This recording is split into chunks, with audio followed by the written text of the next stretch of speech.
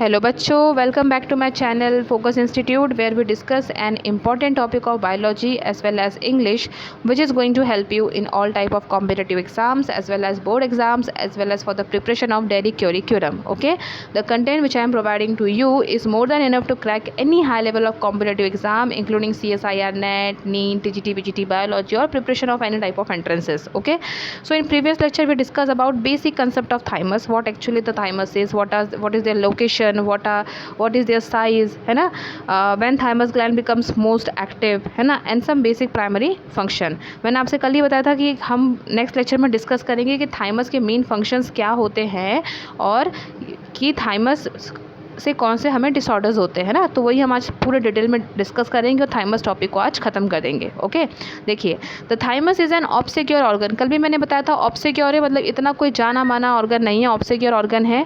Located deep with in the chest, हमारे chest में, छाती में, गहराई में अंदर की तरफ लोकेटेड होता है. अब देखिए there are 2 general cell lines of interest in thymus. Thymus को 2 सेल की लाइन कवरिंग करती है. ये इंपॉर्टेंट है, 2 इंटरेस्टिंग पॉइंट है ये कि 2 सेल की लाइन थाइमस को कवरिंग करती है. एक तो होता है थाइमस एपिथेलियल सेल, याद रखना बच्चों, एग्जाम में बहुत पूछा जाता है एमसीक्यूज में, और एक होता है लिम्फोसाइट सेल्स. अब दोनों का काम क्या होता है? The lymphocyte cells migrate into the thymus in during the intrauterine angiogenesis. अभी जो 2 सेल लाइनिंग है उसमें से लिम्फोसाइट सेल लाइनिंग कब थाइमस के पास जाती है? अब थाइमस में 2 सेल लाइनिंग है, थाइमस एपिथेलियल और लिम्फोसाइट सेल्स, लिम्फॉइड सेल्स, जिसमें से लिम्फॉइड सेल्स कब जाती है? आपके मतलब जब इंट्रायूटेरिन एंजियोजेनेसिस होता है, मतलब जब बेबी गर्भ के अंदर होता है और उसमें नई नई रक्त वाहिकाएँ बनने वाली होती है, मतलब नए नए ब्लड वेसल्स बनने वाले होते हैं, उस समय क्या करता है लिम्फॉइड सेल जो है वो कहाँ जाता है? थाइमस के पास. हम पिछले लेक्चर में डिस्कस कर चुके थे कि हम जब बच्चा जब पेट में होता है तभी उसके अंदर थाइमस बन चुका होता है, टी सेल्स बनने लगते हैं, है ना. तो जब उसके अंदर रक्त वाहिकाएँ बनने वाली होती है, ब्लड वेसल्स बनने वाले होते हैं, तब जो लिम्फॉइड सेल होता है वो चला जाता है थाइमस के पास. ओके, अब देखिए the thymic epithelium is important for the maturation and development. अब लिम्फॉइड सेल चला तो गया थाइमस के पास, लेकिन उसको मैच्योर करना, उसको काम पे लगाना, तो इसके लिए फिर कौन पहुंचता है उसके पास? एपिथेलियल सेल पहुंचता है. जब एपिथेलियल सेल पहुंचेगा, है ना, तो इसका जब बच्चा पेट में होता है ना, तब की बात करें, बच्चे के अंदर जब बच्चा पेट से बाहर नहीं निकला है, वो अभी भी विकसित हो रहा है, उस समय उसके अंदर बॉडी के अंदर ये चल रहा होता है कि पहले उसके थाइमस में लिम्फॉइड सेल चला जाएगा. ओके, ताकि नए नए रक्त वाहिकाएँ बनने लगे और लिम्फॉइड सेल अपना काम बराबर करे, उसके लिए एपिथेलियल सेल थाइमस के पास पहुँचेगा. ओके, और क्या करेगा? लिम्फॉइड सेल को डेवलप करेगा, उसको मैच्योर करेगा ताकि वो आसानी से अपना सारा काम कर ले. ओके, और well differentiated thymus is observe. इसकी वजह से फिर एक थाइमस अच्छी तरीके से बन के तैयार हो जाता है बच्चे के अंदर in the 12th week of gestation. Gestation के 12th वीक में मतलब प्रेगनेंसी के 12वें हफ्ते में. ओके, मतलब आप कह सकते हो कि लगभग तीसरे महीने में. Then what is functions of thymus? Most important है ना. तो one of the most important function of thymus is to stimulate the production of very specialise cells called T cells. सबसे इंपॉर्टेंट फंक्शन क्या है?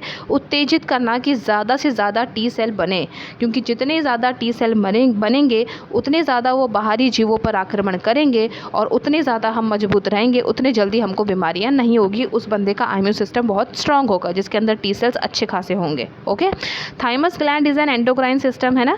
थाइमस ग्लैंड क्या है? एक endocrine system है. इट रिलीजेस, एंडोक्राइन सिस्टम मतलब क्या? जो सीधा हार्मोन सीक्रेट करके ब्लड में डाल दे. ओके, डक्टलेस जो होते हैं. It releases hormone that control the function of body. कौन से हार्मोन अब सीक्रेट करता है thymus?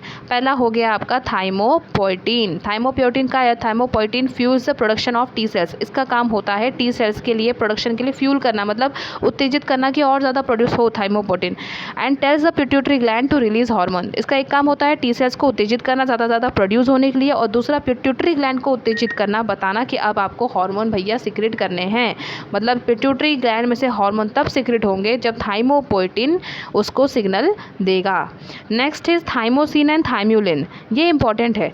Help make specialise type of T cells. जो टी सेल्स स्पेशलाइज सेल्स है, मतलब टी सेल्स बन तो जाते हैं अब थाइमस में, लेकिन उसका मैच्योरेशन और उसको काम पे लगाना वो तब तक नहीं होगा जब तक थाइमस थाइमोसिन और थाइम्यूलिन सीक्रेट नहीं करेगा. एक बार थाइमस ने थाइमोसिन और थाइमोलिन सिक्रेट किया, उसके बाद टी सेल धीरे धीरे मैच्योर होंगे और अपने काम अच्छे से करना शुरू कर देते हैं। Okay, last is thymic humoral factor. इसका काम होता है हमारे इम्यून सिस्टम पे ध्यान रखना, एक अंपायर की तरह काम करता है कि हमारा इम्यून सिस्टम प्रॉपर्ली वर्क कर रहा है कि नहीं, मैनेजर वाला काम करता है। ओके, कौन? Thymic humoral factor.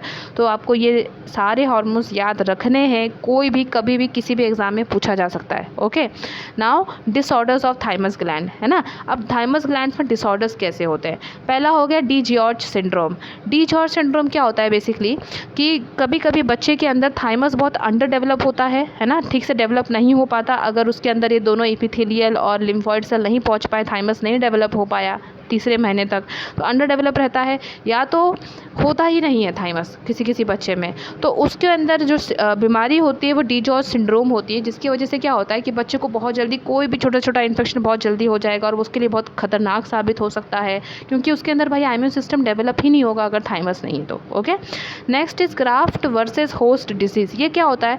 अब मान लीजिए किसी बच्चे को डी जॉर्ज सिंड्रोम है, तो डॉक्टर्स क्या करते हैं, उसको दूसरों का थाइमस ट्रांसप्लांट करके देते हैं, मतलब उसके अंदर दूसरे का थाइमस डालते हैं। ओके, अब जब थाइमस अंदर डाला तो भैया क्या होगा कि वो जो बाहरी थाइमस है उसके लिए तो हमारी बॉडी जिसके अंदर वो ट्रांसप्लांट हुआ है वो तो उसके लिए फॉरेन बॉडी है ना, तो वो क्या करता है, थाइमस अपने सेल्स बना के उसी बॉडी को क्या करने लगता है, अटैक करने लगता है। तो जिससे बीमारी कौन सी होती है?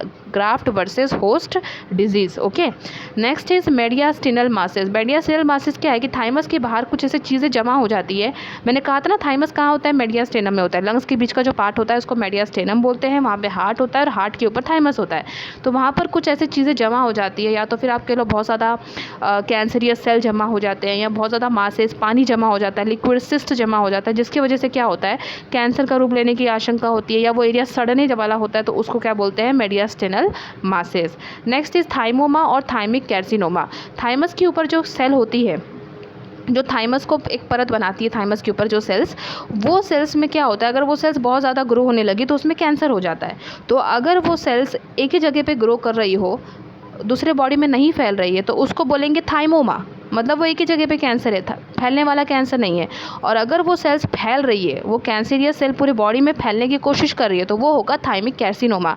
तो थाइमोमा का इलाज तो इजी है, कीमोथेरेपी वगैरह करके इलाज हो जाता है, लेकिन थाइमिक कैर्सिनोमा का इलाज बहुत मुश्किल होता है क्योंकि ये फैलने वाले होते हैं। Okay, next is myasthenia gravis. Myasthenia gravis क्या होता है कि कभी कभी जब हमारे थाइमस में प्रॉब्लम होती है, तो जो नर्व्स मसल्स को मजबूत बनाने के लिए सिग्नल करते हैं, थाइमस उसी को रोकने की कोशिश करता है। हमारा जो थाइमस का जो इम्यून सिस्टम है, मतलब मैं कहूँगी, तो इम्यून सिस्टम उसी नर्व्स को रोक देता है, जिससे कि मसल्स को सही से सिग्नल नहीं मिलते और हमारे सारे मसल्स जो होते हैं वो कमज़ोर पड़ने लगते हैं, जिसको कहते हैं myasthenia gravis. Next is pure red cell Aplysia.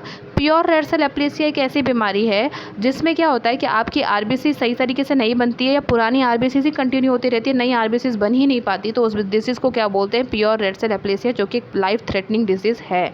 Okay, and last but not least is hypogammaglobulinemia. Hypogammaglobulinemia ये होता है कि जिसमें हमारी बॉडी सही प्रकार से एंटीबॉडीज़ बना ही नहीं पाती, या एंटीबॉडी ही नहीं बनाती, या बहुत कमज़ोर, बहुत लो लेवल की एंटीबॉडीज़ बनाती है, जिसकी वजह से हमारा इम्यून सिस्टम बहुत लो होता है, हमें बहुत बड़ी बड़ी बीमारी आसानी से पकड़ लेती है। ओके, जिसके हम कहते हैं कि इसका इम्यून सिस्टम बहुत ज़्यादा लो है। तो ये सारी बीमारियां हो सकती है अगर आपका थाइमस सही से वर्क ना करे प्यूबर्टी स्टेज तक तो।